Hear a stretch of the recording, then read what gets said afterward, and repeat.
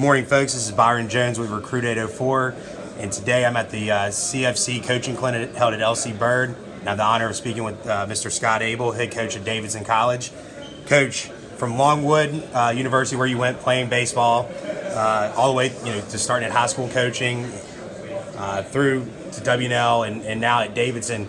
Talk a little bit about your career and the transitions that you've had in each step of the way, because a lot of high school coaches or folks that are looking to maybe grow in their career, and you've hit every level. So just give us a little talk about that. Yeah, I think certainly my path is very unique. I think probably one of the more unique paths to get to where I am today. But I think it really comes down to kind of following your passion and doing what you love to do.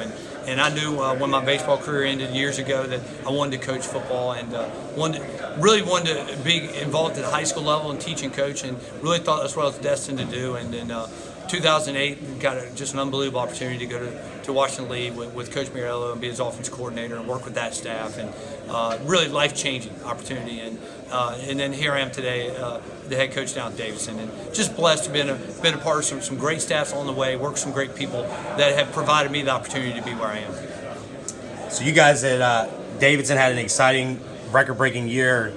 Talk about how you and your staff were able to come in year one and establish a winning program at a place that really didn't know how to win before you guys got there. Well, I think it's kind of a two-part answer. I think the first thing is really surrounding our program with coaches and people that really understood my vision, my philosophy, and were committed to it. And then the second part is our players. I'm so incredibly proud of the guys this year and their buy-in from day one, just the wanting to be better, the commitment to be better, and that showed on the field. And certainly excited about what we were able to accomplish in 2018, and really excited about where we're moving for the future. So, Davidson Football 2019, coming off the best season you guys have had in a long time. What's in store for this season? You guys were all over ESPN, scoring, those crazy amount of points against Guilford, putting up the rushing record against San Diego. I think you guys have woken up a lot of people around the country. Well, I think you would, that's probably right. I don't think we'll sneak up on anybody next year. I think this year, every time we stepped on the field, our opponents just saw the Davidson jersey, really didn't see the new culture, the new world of Davidson football. And that will be our challenge next year. How will we respond to when we step on the field, the program across the field from us taking us seriously? And our guys have to learn how to play with that, and you don't really do that until you're faced with it. Now, I will say this: we're having a great off season. I think our recruiting went incredibly well, and so we're certainly excited. But I do see challenges for us ahead that we're going to have to raise our game, raise our bar up. Last question for you, Coach.